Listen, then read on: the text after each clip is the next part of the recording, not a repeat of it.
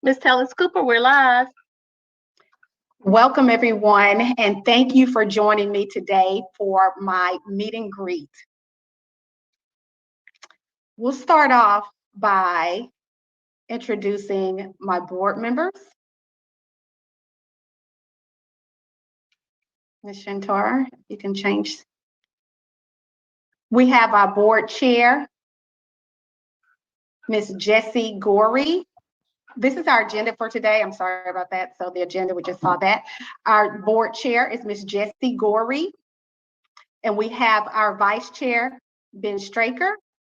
We have Jasmine Bowles, who is District 3. Then we have Mark Christmas.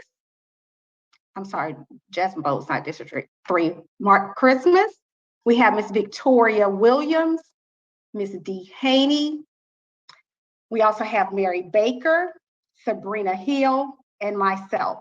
So for all of my board members that are online on the Zoom meeting, I want to thank you today for joining me. This is a group of individuals. We're very committed into moving this county forward. So I just want to give them kudos and thank you for joining.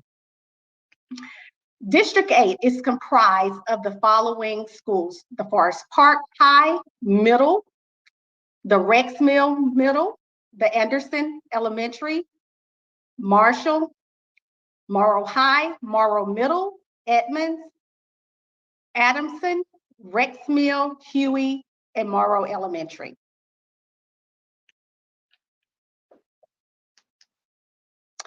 So what is my vision? It's to focus on the literacy rate while increasing the graduation rate. I know the graduation rate is one of those things that we've been talking about within the county. Also maintaining and developing schools in innovative ways on cutting edge technology. And also to invest in our teachers, staff, and our staff in training, and to also maintain a balanced budget. Of course, if we do not invest in our teachers and our staff, our students will suffer.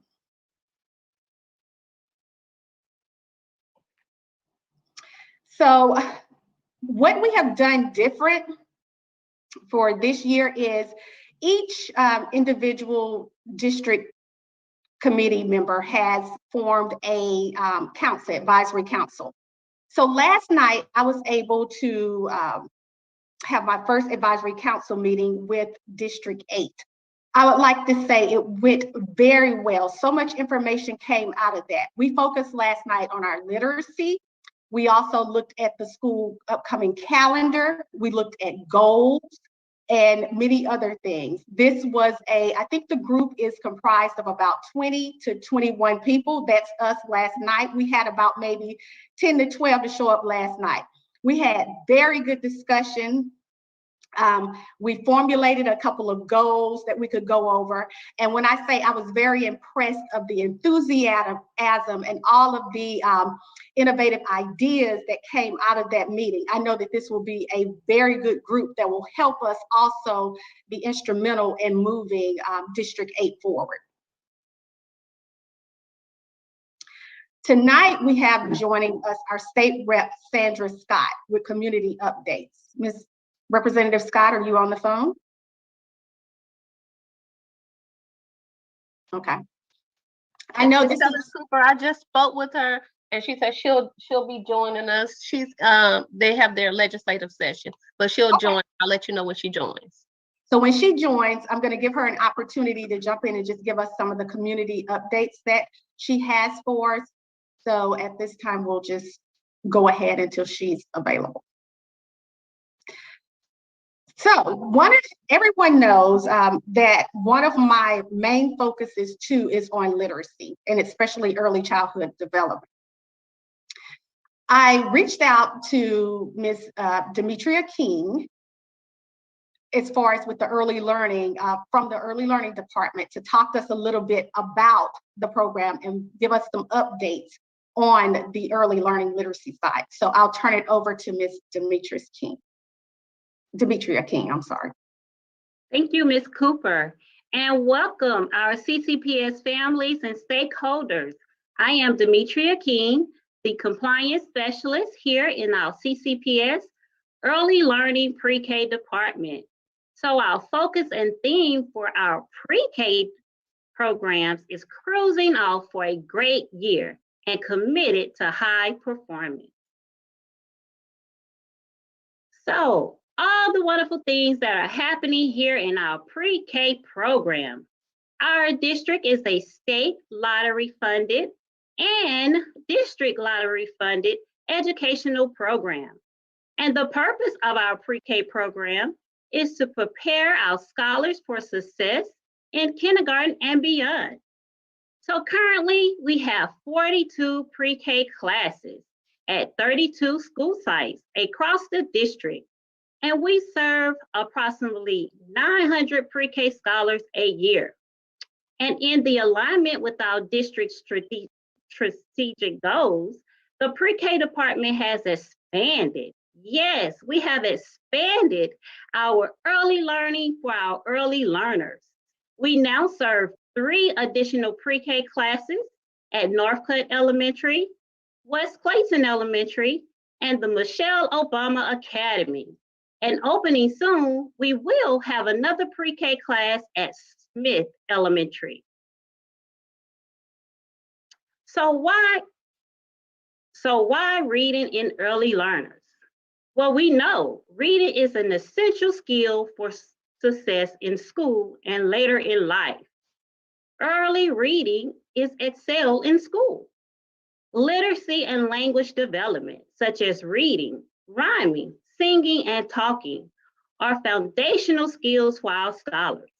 Reading early helps our scholars to learn and read. And for kindergarten readiness, did you know 1 in 3 American children entering kindergarten are not ready? But here in CCPS, we want to offer you some literacy and reading tips so that we can ensure that our pre-K scholars are ready for kindergarten and beyond. So we want to be sure that we provide a comfortable environment while reading. Create reading time rituals like bedtime or at story time or snack time. Identify different objects throughout the book, such as the title, the author, or the illustrator. Before reading your book, think of some questions to ask your scholars. What do you think this book would be about? Repeat reading aids in understanding. And while reading your book, ask your scholars, what do you think will happen next?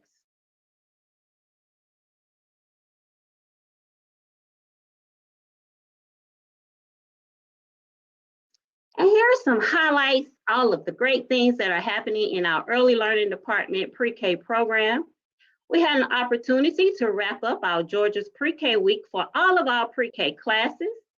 We had some readers to visit our Huey Elementary School, the First Lady Kemp, as well as Miss Cooper, as she supported the Read Aloud for our pre-K scholars at Huey Elementary. And just to note, on our upcoming events, we have our parent engagement series, our pop-up literacy drive-through. We will give away books as we fall in love with reading at Michelle Obama, Thursday, November 18th from 4 p.m. to 4:45 p.m. And also in December, we have a magical snowy winter program where our pre-K scholars will be on YouTube live as we share and perform the snowy day for our literacy component, which is December 14th and December 15th. And we also have in December our virtual workshop, our parent engagement workshop, where we will be discussing and sharing ideas for at-home activities. Yes, we are learning beyond the classroom. And that is December 9th from 4 p.m. and also at 4:45. And it's not listed, but we will also have a collaboration with our early daycare centers as we provide them some additional insight and reading tips for literacy.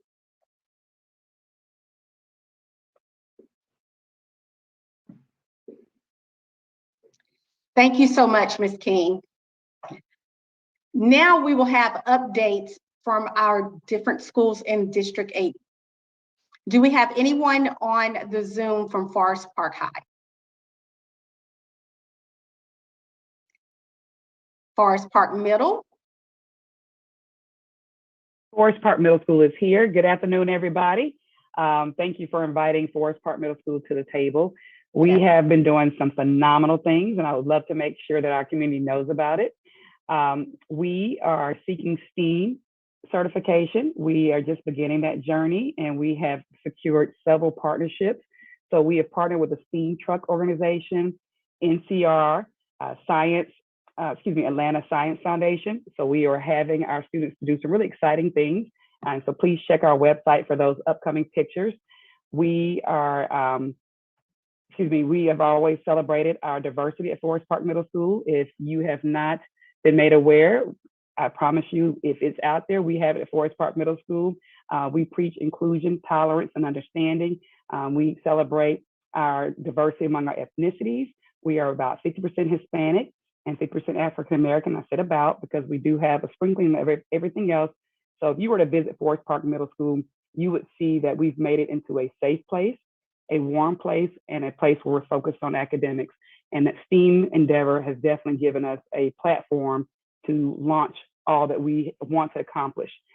So thank you, Ms. Tellis Cooper. Look forward to welcome you to the Forest Park Panther family and partner with you for some of our new and upcoming endeavors. Thank you. I look forward to visiting too. You're welcome.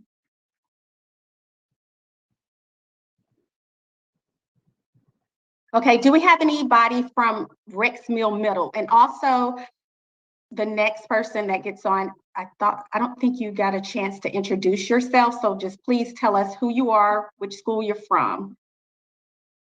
Yes, we do have someone from Rex Mill Middle. Good afternoon, everyone. My name is Dr. Robinson, the newly appointed principal of Rex Mill Middle School. Thank you for the invitation, Ms. Tellis Cooper, to attend this panel this afternoon. Just to give you a little bit about Rex Mill, Rex Mill's approach to learning, teaching and learning is to integrate science, technology, and engineering and math with appreciation of the arts and all aspects of learning, including reading, writing, and social studies. And all of our students are engaged in science and math activities in their classroom, hands-on science and math activities in their classroom, which are supported by our innovative resource labs, one of which is our newly installed STEM lab that we had for several years. Through these hands-on experiences, our students are consistently developing skills such as problem solving, critical thinking, and collaborating with their peers. Our teachers plan various interdisciplinary units for our students each semester that are centered around a particular problem or a question or a theme. And they implement, and the students have STEM journals. So we are also in the process of renewing our STEM certification. And we're also applying for STEM certification through Cognia. And we're also applying for our National Magnet certification. We're hopefully in the finishing stages of that process. Recently, in terms of recognition, we've had 127 students recently who were inducted into National Junior Beta Club. We've had students to receive awards in the Math Festival, as well as Clayton County Water Authority participating in that first annual competition, and numerous awards in robotics as well. So that's just a little snapshot of what we're doing at Rex Mill Middle School. Thank you so much. Anyone from Anderson Elementary? Yes, this is Tanya Poe. I'm the principal at Anderson Elementary School. And my apologies to you, Ms. Cooper. I understand that you came to visit. My assistant principal informed me that you came to visit. And I think that was the day I had to take my mother to the hospital. So I'm sorry that I missed your visit. And hopefully you will come again. What I can say about Anderson Elementary is we are reigning with literacy at Anderson. We're a recipient of the L4GA grant, which has allowed us to stack our classroom with classroom libraries. We are writing across the curriculum. We make sure that students are going home with a book in their hand and they have access to books. We are working on those 5 components of reading. So reading is just the main thing. I don't want you to think we're not teaching science and social studies. But as you know, if students can read, they'll be able to do science and social studies because they'll be able to read the expository text. And we also know that now math is not just 5 + 4, it is a word problem. So reading is the focus. And it has always been our focus, but it's even more of a focus with being out for a year and a half with the COVID. Early literacy is a big push with our K through 2. I'm happy we were able to hire a literacy coach because I have put her to work with just coming up with a small group differentiating instruction. We're pushing with iReady. So I just say, hey, come if you want to read a book, be a part of our literacy rich environment. We are also going to have an accelerated reader pep rally next Thursday. Ms. Cooper, I can get you that link. Of course, it's online. We have Pete the cat that shows up. Mario may show up. Hey, Ms. Cooper, you may show up. We welcome you. But literacy is just the focus at Anderson Elementary. And welcome to Clayton County.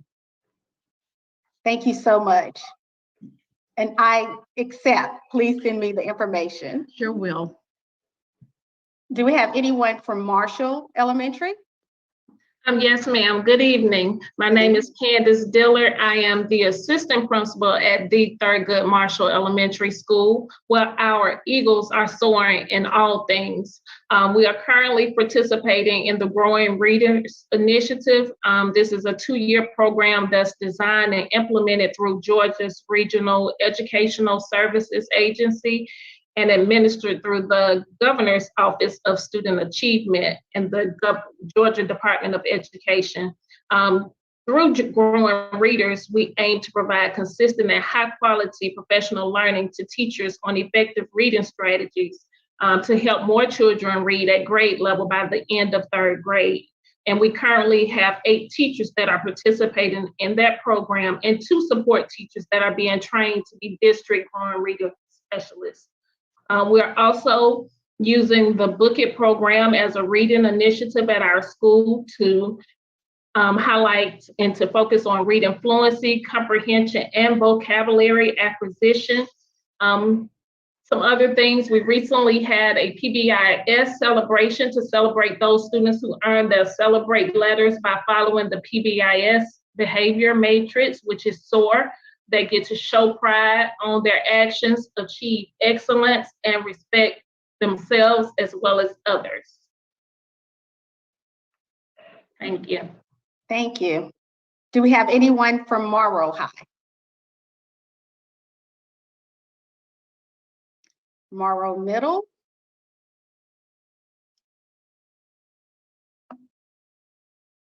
Edmonds Elementary? Good afternoon. My name is Maurice Roberts, principal at Edmonds Elementary School. I would like to say good afternoon to Dr. Beasley, Madam Chair Goree, and welcome to District 8, Ms. Joy Tellis Cooper. I look forward to collaborating and working with you in the best interest of the students we serve each day. At Edmonds Elementary School, our theme is Together We Rise Above, and we believe in building consensus and collaborating around solutions in the best interest of our students. This year, we are welcoming in the Literacy for Georgia grant that has afforded our school extra resources and allowed us to bring in an extra academic coach to focus on, keep a laser on literacy.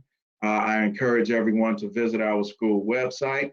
On the 17th of November, we will have our first literacy night, and our literacy night will be built around tutor.com. Informing parents making them aware of how they can use and access tutor.com, grade level breakout rooms where students will engage in activities centered around the 5 components of reading, which are phonemic awareness, phonics, fluency, vocabulary, and comprehension. Some of our activities may include scavenger hunts, Jeopardy, bingo, escape rooms, and more, and we will have door prizes. Every other Wednesday, I sponsor Let's Talk About It, 10 a.m. in the morning, just to get a pulse of the community to figure out, instead of having major town halls, just a little meeting 10 o'clock every other Wednesday. Our next Let's Talk About It will be the morning of, again, November 17th, and we will focus on a school initiative that is Accelerated Reader, informing parents of how they can use Accelerated Reader to increase student reading levels. And we are implementing positive behavior intervention systems as well at Edmonds Elementary School. We are on the move. We are looking forward in a very positive aspect, and welcome to District 8. Thank you so much. Do we have anybody from Magara Elementary?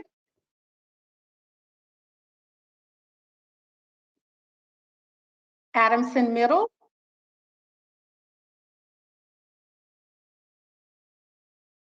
Rex Mill Middle? Yes, ma'am, Ms. Tellis Cooper. We reported out. Oh, yes, Yes, ma'am.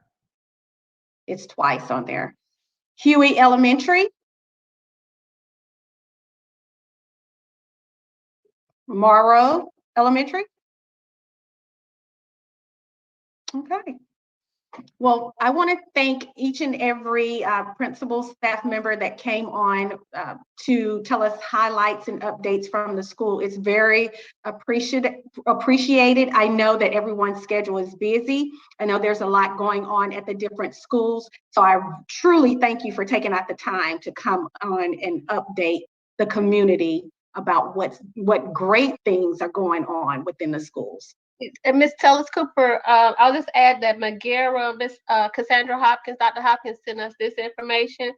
Magara is having their virtual curriculum night tonight. And so she's there at that meeting. But several of the schools are hosting events at this time. Thank you. So next,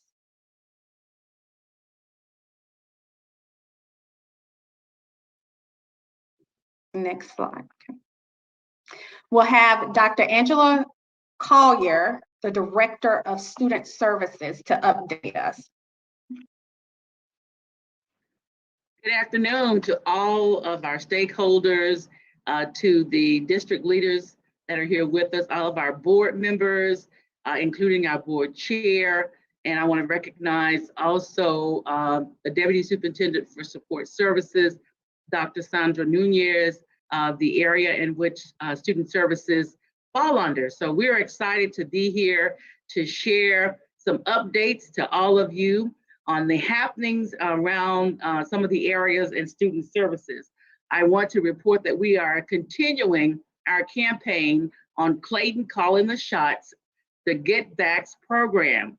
With this particular campaign, we have launched school-based clinics in all of our schools to provide the vaccine to those students that were eligible for a vaccine up to, I think, 2 days ago, because we now have new eligibility areas. So that clinic was launched and has launched successfully. We have also been able to provide booster vaccines to our staff that would like the booster, and we're continuing that. We will continue our school-based clinics, also the offering of the vaccines for the booster purposes for the remainder of this semester and on into when we return on second semester. We are excited to be working with our partner at Clayton County Fire and Emergency to offer the vaccine to our students from 5 to 11. We are planning that, so look out very soon for that launch date as you prepare to join us on next week at our town hall meeting. We encourage all of our stakeholders to join in with us at the town hall meeting as we provide updates from our trusted partners here in the county, data around what's going on with the vaccine. Should you get the vaccine for your child from ages 5 to 11, join us. It will be a live real talk session. So we encourage you, all of our stakeholders, to join us on next Wednesday at 6:00 p.m. for our Real Talk Town Hall meeting, where we'll be able to answer your questions and provide you with updates around COVID-19 and the vaccine itself. So we are collaborating with our curriculum instruction department to do some exciting things for our students and for our families around vaccine hesitancy. We will run and announce the winning video from our middle and high schoolers on next Wednesday at the 6 o'clock session. So be there so that you can see the winning PSA that was done by students, which is outstanding. And so we want our stakeholders to join us. Also, thanks to our science coordinator, Ms. Janetta Greenwood, who has coordinated the PSA, and also an exciting event during the day next week for our elementary students, a puppet show, teaching them how to make a puppet and create a puppet show around the vaccine and vaccine hesitancy. It's a STEM activity. We're excited about that. And that puppeteer will open up our town hall meeting next week. So we're excited about these opportunities and to launch these awesome activities for our communities. So look out for that date for the mass vaccine drives for our students 5 to 11 that can join in on this campaign. We're also excited to announce the continuation of our food pantries. This week, we have a food pantry at Forest Park Middle School. It will be from 4 to 6. And on November the 8th, we will be at Marshall Elementary from 3 to 5. And then on November the 10th, we will be at Riverdale Elementary School from 3 to 5. In addition to us providing food through our partnership with the Atlanta Community Food Bank, our curriculum instruction department, our English language arts area will be giving out books. So we will be giving out food, books, and literacy material. So please come by. Also, we are excited about our holiday food giveaway coming up on December the 11th. Save the date. It is going to be an awesome event. We are going to be giving away food, prizes. We will have food trucks. We will have a lot of activities to celebrate our community and to give our community resources. We have some individuals that have committed to giving our children some scholarships. So we'll be working with Dr. Dunn in counseling and enrollment around those scholarship pieces for our children. It's gonna be an awesome event. So save the date, December the 11th. We making it happen in the Division of Support Services and in Student Services. If you need anything from us, you need a vaccine, we got one for you. Dr. Collier, that was awesome. Thank you. You have me excited. I'll be there. We look forward to having you there. We've already got commitment from one of our barbecue places. This is it, barbecue. We'll be giving away barbecue plates on that day. We're excited. This is going to be great for our community. Thank you so much. That was great information. So now we have entered into the question and answer portion of this meeting. We have some questions that will be read by Dr. Carter via questions that were sent in and also on the live chat, whether Facebook or I don't know if we're streaming any other way, but. Yes, ma'am. We're streaming to YouTube as well. So please leave a question or comment on our Facebook, CCPS Facebook, or CCPS YouTube. Also, if you're joining us via the Zoom, please type your response or question or comment in the chat. Our first question, Ms. Tellis Cooper, is what are your goals that we received? What are your goals and vision for Forest Park High School? And in light of the current status of Forest Park High School's football team, what are your thoughts on increasing school morale for the team? So what are my goals for Forest Park High School? I guess my question would be, is there anything in specific that's happening at Forest Park? But I'm going to talk to District 8 as a whole. So my goal is not just for Forest Park, but for all of the schools in District 8 and all of our kids throughout Clayton County, is to make sure that we are focusing on student achievement. And my second is to make sure that we are keeping our students safe, not only our students, but our staff, everyone's safe. So those are the main two goals that I'm focusing on. And as far as the football team, I don't know if there's the athletic director that's online, but that can maybe help me answer as far as what's going on with the football team. Can they be a little bit more detailed as to the issues with the football team?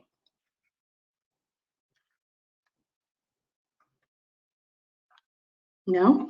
Okay, so I would just say we can continue to, that's a question that I may need to get with maybe the athletic director, Dr. Beasley. Are you on the?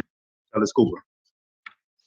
Oh, hi, Simpson. Dr. Hey, how you Simpson. doing? Yeah, yeah, and you're absolutely right. Good evening, everyone. First, I'm sorry. You're absolutely right. You will need to know what the challenges are of the football team.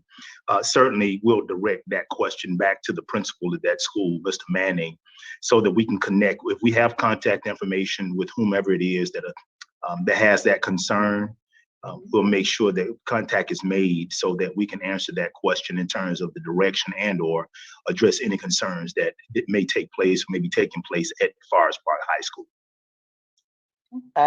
Dr. Simpson, and this is Jessie Glory, board chair, and to Ms. Joy Tellis Cooper. For whoever asked that question, I'm glad that Dr. Simpson mentioned that.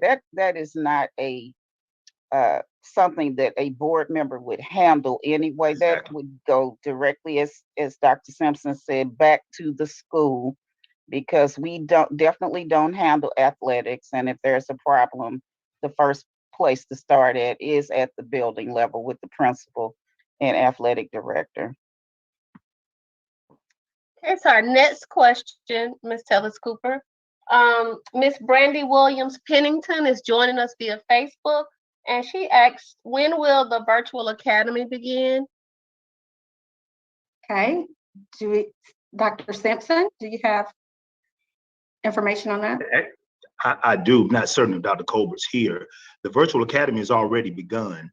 We're in phase 1 that began, if I'm not mistaken, on Monday of this week. So we're phasing it in as we go throughout the remainder of the semester, which in January, we will have a full-blown virtual learning program. So it's already started. It started on Monday in phases, because with about 7,000 plus virtual students, we couldn't begin all at the exact same time. We had to do it in phases. And so so you should know that it's already begun, and we'll be phasing it in. And in January, all that wanted to take part in the virtual learning program will have that option. Thank you for sharing that, Dr. Simpson. Oh, okay, there he is.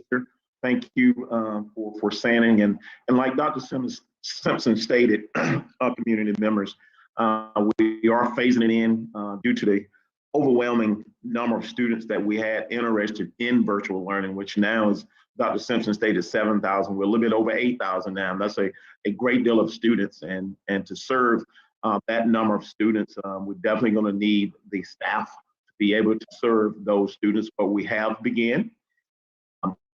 We are growing, and we look to be a full-blown K-12 virtual academy by the fall of next school year. We're starting this year focusing on students in the grade bands K-8.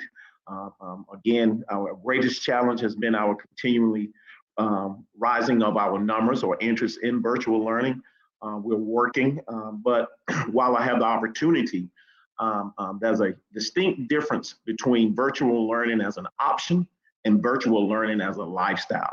And the reason I point out those two distinctions is we're now examining some of the performance data from virtual learning students, and we're discovering that a percentage of our virtual learning students may not be as engaged as they need to be. So to the parents that may be listening to this meeting this evening. If you have a student that's engaged in virtual learning, please assist us by ensuring that that student is engaged daily, that they are attending daily, that their cameras are on, and that they are participating. And if they need assistance, please reach out to the school to take advantage of all those wraparound services that we have for students to be successful. Schools will be having conversations with parents as we approach the end of this semester. And those conversations will be based on whether the student has been successful in the virtual learning environment. And if they haven't been successful in that virtual learning environment, we will be making strong recommendations that that student return face-to-face at the beginning of next semester. Thanks. Our next question, Ms. Tellis Cooper. Why are schools handling reporting COVID cases differently? All schools are not doing the same thing. Why? Okay, first of all, I want to say before I turn this question over to one of the deputy superintendents is we are trying very hard to make sure that we keep all students safe. There is a protocol that they go through, and from what we know, we have a lot of faith in the staff that they're doing the things that they need to do to make sure that we're keeping this COVID, the COVID cases down and under control. So this has been a question that has been asked a lot, not only on this call, but through emails and calls. So I'm going to turn this over to, Dr. Collier is on the line. Dr. Collier, okay. If you could just please tell us a little bit about the protocol and what you're doing and the steps that we're taking to keep our students safe. And again, not only our students, our staff and everybody involved. Yes, thank you so much. And thank you, stakeholders, for that question. And I think one of the things that we have to stress is that the information is self-reported. If the parent, staff, employee does not report that information, then we don't have knowledge of it. When it comes to COVID-19, there's not a portal that we go in and pull out everyone that's in the county that has tested positive for COVID-19. In order to keep our schools safe, we have to rely on self-reporting. And we are happy and pleased with how our employees and our families have reported cases to us. And when cases are reported to us, those cases are referred to our health team and our contact tracers so that we can do the appropriate contact tracing and isolate out anyone that needs to be isolated out. But we need to understand too as well, we have vaccines available. And so there are specific guidelines around those individuals that are fully vaccinated. And when they come into contact with someone that has tested positive for COVID-19, it doesn't always lead to that person being placed in quarantine or removed from that environment.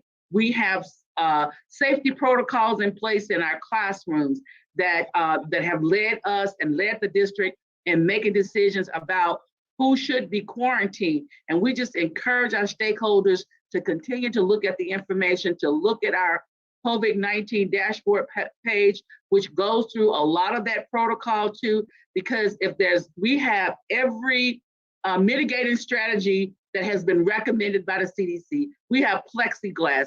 If we have plexiglass, we have face masks in place and sometimes face shields, and we're practicing social distancing.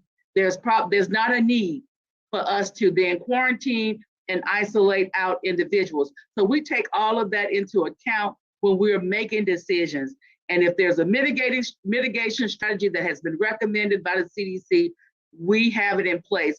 And that has assisted us and helped us in our decision-making to reduce the number of individuals that might need to be quarantined or pulled out of a classroom or work setting. Thank you. Our next question is there anything that can be changed about the food or allowing older students at high school to order food? Great question. We have had a lot of talk around the nutrition part of the school. Dr. Is it Nunez?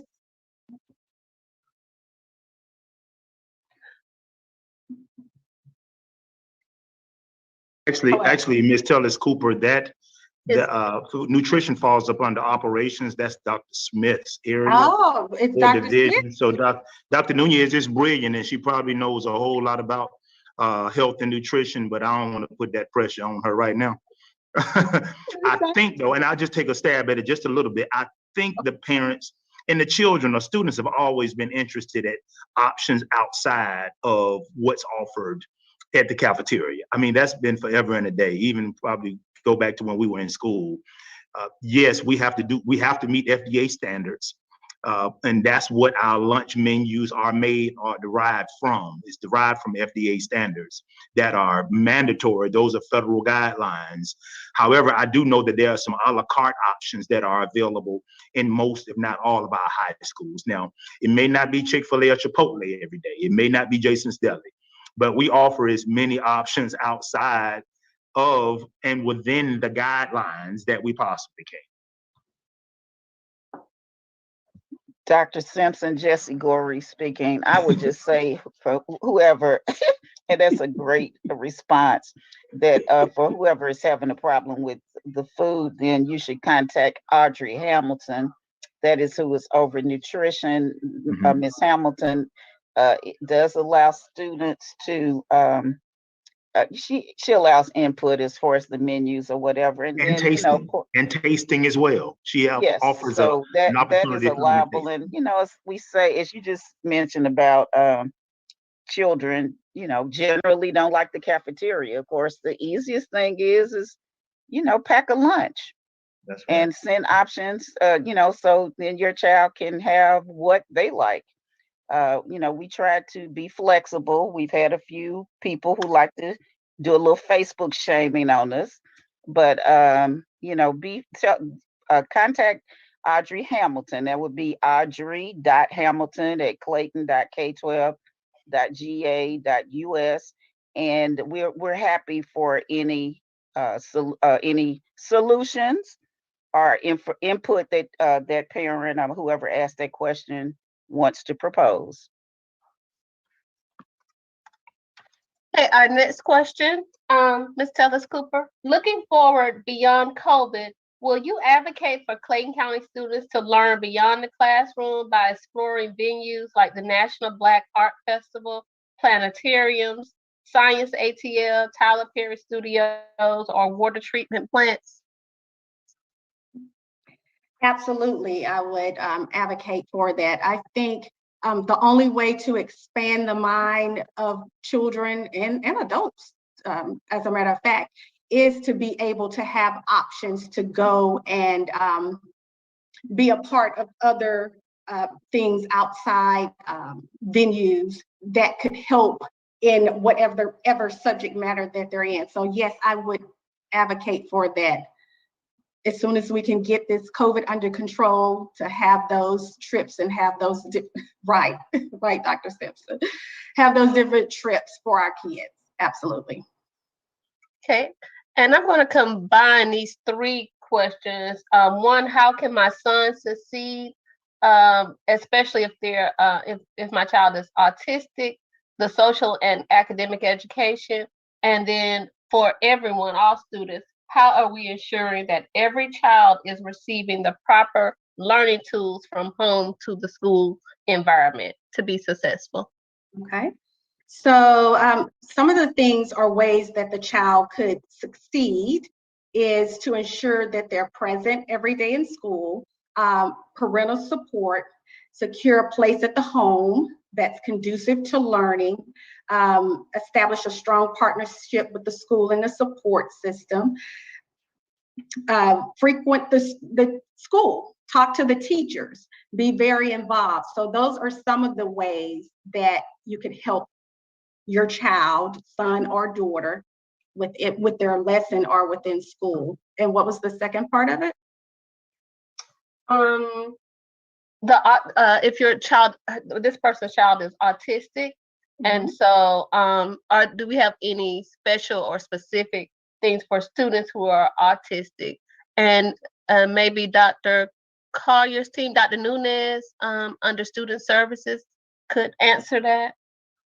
about students with autism. How can those students succeed socially and academically? Oh, Dr. Nunez, you're muted. Our Department of Exceptional Students has an excellent program for our students with autism. We have special classes, and they are the experts in ensuring that students receive all the supports and all the strategies needed, all the interventions needed. That's what we do with the special education. So please make sure for those members of the community that are asking, make sure that you communicate with your school, and at your school you have your special education lead person, your special education chair. Your principal, of course, is your first person to speak with. But we have a special education lead at every school, and a conversation regarding all those services that we have for our students with disabilities would be in order for any questions that they may have and any need that they may have with our students with autism. Okay, and Ms. Tellis Cooper, our final comment is from Stephanie Armistead, and she's joining us from YouTube. She just wants to welcome you to the Clayton County School Board. Thank you And so those much. are all the questions that we have and comments. Thank you so much. And I received a lot of great feedback of people telling me congratulations and welcome. So I do appreciate that. Dr. Carter made sure that she let me know any comment that was sent. So I do appreciate that very much. So next, we have our stakeholders issue resolution protocol. I just want to make sure that everyone understands, know that I am here to serve the community. I'm here to serve your child or children. But we do have a protocol that we follow. I would ask that any issues that go on within the schools, if you could first approach the principal and try to get it resolved on that level, because sometimes with issues and problems that are going on within the schools, it can be resolved at that level. But I do encourage you, if it can't be solved at that level, to please go ahead and reach out to your area superintendent. If it can't be resolved there, then go up the chain until it gets to the school board. But I do want to ask the community, I want to talk to you all, I want to meet you all, but let's follow the protocol and let's make sure that we're at least giving them that chance to try to resolve the issue, because again, 9 times out of 10, it can be resolved at that level. But if it can't, I encourage you to continue to go up the chain. And if it has to come to the school board, please, by all means, please email us. You can call us, anything that is needed, but please try to resolve it on that level. We have capable individuals that can get it resolved for you. Next, we have a quote, and it says it takes a village to raise a child, but I had another one that I wanted to read. Education is the most powerful weapon which we can use to change the world. And that's by Nelson Mandela. And I love that quote, because again, education is the key to everything. And I know that everyone that's on this call, everyone, whether it's on the Zoom call, Facebook Live, or YouTube, we all share the common core goal of making sure that our children are getting the best education possible that they can. I'm a true believer of, with education, you can take anything from anybody, but one thing you cannot take from anyone is the education. That's why the early learning development is so dear and near to my heart. If we give our kids that fair chance, our kids have so much bigger success to make it through matriculate through school and make it to their high school year and to graduation. Again, I just want to let everyone know how to stay in touch with me. You can find my information on the website, Clayton County Public School website. My telephone number is there, and also my email address.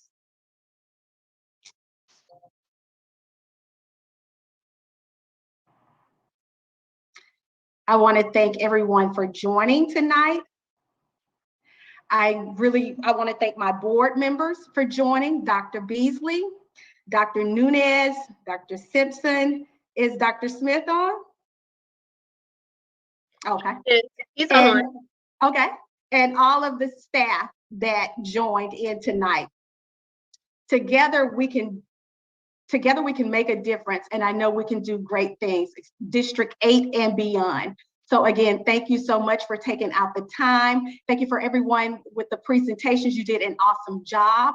I look forward to coming and visiting the schools in District 8. I look forward to meeting some of the other community leaders involved. Oh, I did want to say this. If you have HOA meetings that you would like for me to join, please reach out to Shantar. She will get that information for me. She will schedule it for me, and I will definitely come. If you need to talk to me beyond, again, Shantar, can you put my information up? Please reach out to me with any questions of concern and concerns. I do want to thank everyone for all their time, and have a great night.